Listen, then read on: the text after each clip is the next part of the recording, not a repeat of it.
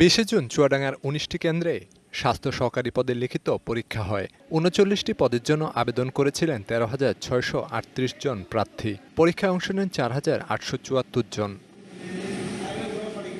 তবে শুরু থেকেই এই পরীক্ষা ঘিরে পাওয়া যায় নানা অভিযোগ। পরীক্ষার আগের দিন সারা রাত সিভিল সার্জন কার্যালয় খোলা রাখা, পরীক্ষার কেন্দ্র পরিবর্তন, অনুপস্থিত থেকেও লিখিত পরীক্ষায় উত্তীর্ণ দেখানো ও ফলাফল সংশোধনের বিষয়টি ছড়িয়ে পড়ে সামাজিক যোগাযোগ মাধ্যমে। অভিযোগ ওঠে নিয়োগ পরীক্ষার স্বচ্ছতা নিয়ে। যারা গার্ড ছিল অভিযোগ করছে অনেকে যে পরীক্ষার হলে এক্সামের যে গার্ড সে হচ্ছে অ্যান্সার বলে দিচ্ছে পরীক্ষার্থীকে। যে বিশেষ ক্যান্ডিডেটকে এভাবে পাশ করানো হয়েছে, পরবর্তীতে সে আবার নিয়োগও পেয়েছে এবং একান্তভাবে হচ্ছে ভাইবা নেওয়া হয়েছে। সিভিল সার্জন অফিসে কিছু রাজনৈতিক ব্যক্তিবর্গ যে তারা হস্তক্ষেপ করছে ওই বিষয়টার উপরে, তো পরে আমার নাম কেটে ওই যার ক্যান্ডিডেট ছিল তার নাম বসাইছে। শুধু তাই নয়, পরীক্ষার প্রশ্ন ফাঁসের অভিযোগও পাওয়া গেছে। পরীক্ষার আগেই উত্তরসহ অনেকের হাতে পৌঁছে যায় লিখিত পরীক্ষার প্রশ্নপত্র।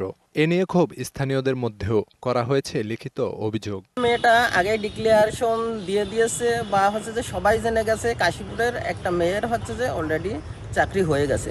এটা ষষ্ঠ প্রতিকার চাচ্ছি এবং পুনরায় তদন্তের মাধ্যমে পুনরায় আবার পরীক্ষা নেওয়ার জন্য আমরা আশাবাদী।